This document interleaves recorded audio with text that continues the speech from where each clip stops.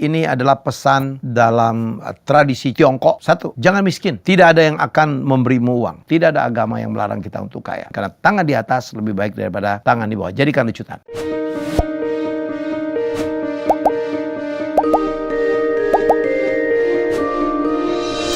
Ada 4 pesan ya dari kebudayaan tradisi Tiongkok atau China yang bisa menjadi patokan ya. Walaupun kadang-kadang ini kayaknya kejam banget, tapi itulah yang terjadi.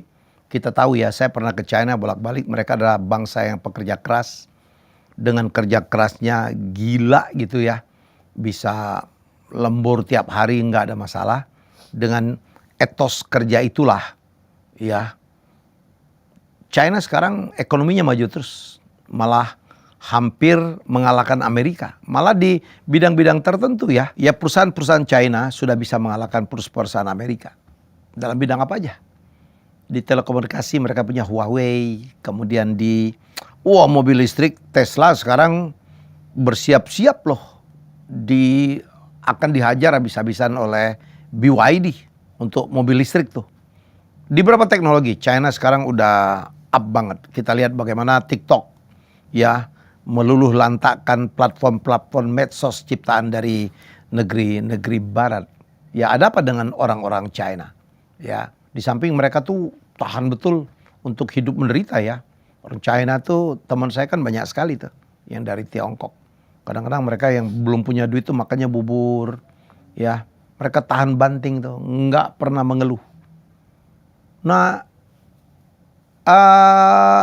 digabung juga dengan fenomena para perantau ya. Makanya orang-orang China di sini kita pernah bahas kemarin sukses secara ekonomi. Nggak percaya lihat aja di top 10 orang terkaya Indonesia yang non China barangkali cuma 2 orang ya. Ada Pak Hairul Tanjung, ada satu lagi yang orang keturunan India itu. Dan ini adalah pesan dalam tradisi Tiongkok yang bisa saya angkat dan semoga ini menjadi bahan renungan untuk kita ya. Satu, pesannya mereka ya, jangan miskin. Tidak ada yang akan memberimu uang. Jangan miskin. Please ya. Dan seorang Bill Gates pun pernah bicara, kalau kamu lahir miskin itu bukan kesalahan kamu, karena kita tidak bisa melawan takdir kita akan lahir dari keluarga yang seperti apa. Tapi kalau kita meninggal dalam keadaan miskin, itu ada salahnya kita. Kenapa? Karena saya selalu mengatakan, between B and D, antara B dan D, birth and death, hidup dan mati, kita ada C. C itu chance, kesempatan. Kalau kita diberi waktu 50 tahun, potong dengan masa anak-anak, potong 17 tahun, ya kita kan punya artinya 33 tahun untuk berusaha. Kalau kita punya waktu usia 70 tahun, seperti rata-rata kita sekarang, artinya kita punya waktu berapa itu? 53 tahun untuk berusaha. Kita diberikan kesempatannya untuk belajar, untuk mencoba, untuk bekerja apapun ya, untuk gagal, untuk berhasil ya. Jadi ada waktu tuh, ada kesempatan bagi kita. Ada kesempatan untuk ikhtiar, ada kesempatan untuk berusaha. Jadi ini kata orang dari Tiongkok, pepatahnya jangan miskin. Ya, Anwar Fuadi malah punya bicara yang lebih lucu lagi tuh senior saya. Dia bilang, Mi, kalau kau tua jangan miskin, harus punya uang. Kenapa? Kalau miskin cucu aja nggak mau datang. Bercanda sih. Dipikir-pikir ya. Ini kalau datang ke opa itu katanya diajak anak kita ke opa yuk, malas. Karena opa itu ngasihnya cuma nasihat, nggak ngasih uang. Ini bercanda, tapi bisa jadi loh, bisa jadi. Jadi upayakan kita masih punya waktu ya sebelum kita habis nih kontraknya di dunia, upayakanlah, berupayalah.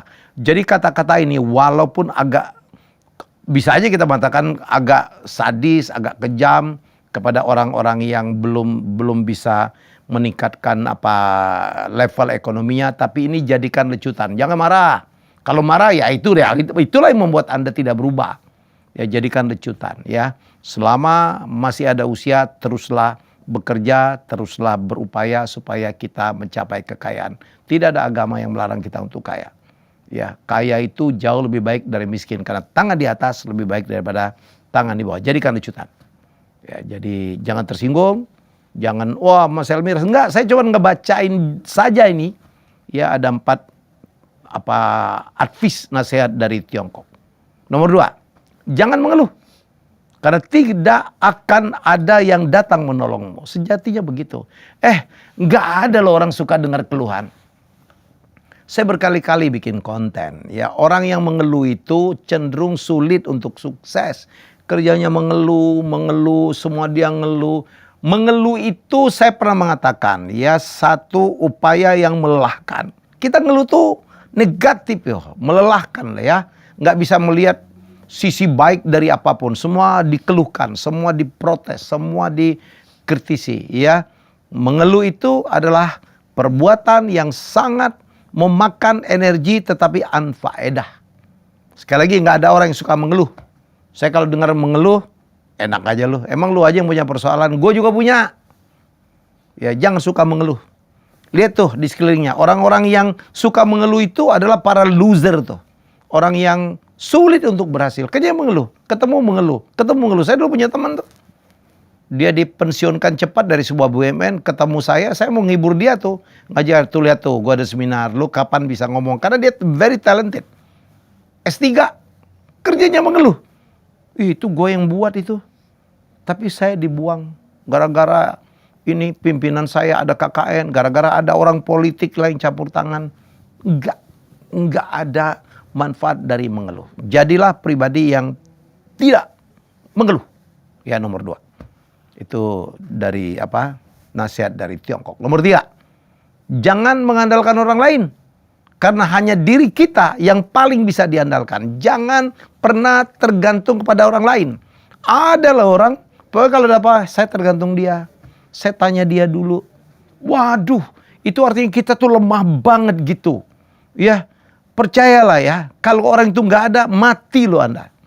Ya, jangan pernah tergantung sama siapapun. Kita harus kuat gitu ya, di kedua kaki sendiri. Kuatkan hati, jangan pernah tergantung. Minta pendapat orang lain boleh-boleh saja. Tapi ada orang yang demikian kita andalkan. Jangan. Termasuk Anda bawaan, jangan terlalu mengandalkan juga. Saya berkali-kali ditinggalkan oleh asisten saya, nggak ada masalah. Ya, sedih sih, habis ya udahlah. Ya, terserah. Dan saya berapa kali juga, ya ada yang pamit dulu pembantu saya dorong, ayo supaya kamu lebih maju. Ya, jangan sama saya terus. Setelah dia belajar dari saya, jangan saya tidak akan pernah menghalangi. Jadi kita tuh tidak boleh menggantungkan diri kepada orang lain. Dimana kalau orang itu bermasalah, atau dia sudah tidak ada, atau kalau dia meninggalkan kita menjadi lumpuh, mengeluh lagi, aduh gitu. No. Itu nomor 3. Nomor 4, jangan mencari simpati atas kekalahanmu. Karena tidak ada orang yang sebenarnya ingin kita menang. Hidup ini tuh berkompetisi loh. Omong kosong tuh, apalagi sejajar gitu. Ada satu yang muncul, ini pasti ada irinya, cemburunya, kepengen kenapa dia harus lebih muncul dari saya sih. Ya, jadi kalau kalah jangan juga ini loh, aduh saya ini mengeluh lagi ujungnya ya. Kita kalah gitu, jangan mencari simpati lah. Tolong dong saya, tolong dong mengerti saya ini nggak kalah sebenarnya. Karena sejatinya nih ya, kalau ditanya dari hati gitu, nggak ada orang yang mau kita menang.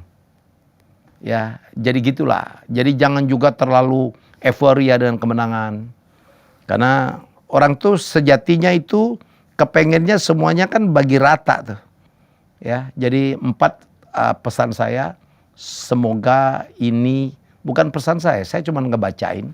Saya dapat beberapa tulisan tentang kenapa orang-orang dari Tiongkok kita ngaku ya sebagai negara sekarang lebih sukses dari kita.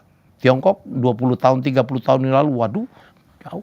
Sekarang mereka mengejar. Kenapa? Karena etos kerja, karena sikap mentality yang luar biasa. 1, jangan miskin karena tidak ada yang akan memberimu uang. Nggak ada. Jangan terlalu tergantung terus. Ya, sekarang ada bantuan-bantuan tunai gitu. Semoga ini tidak lama ya.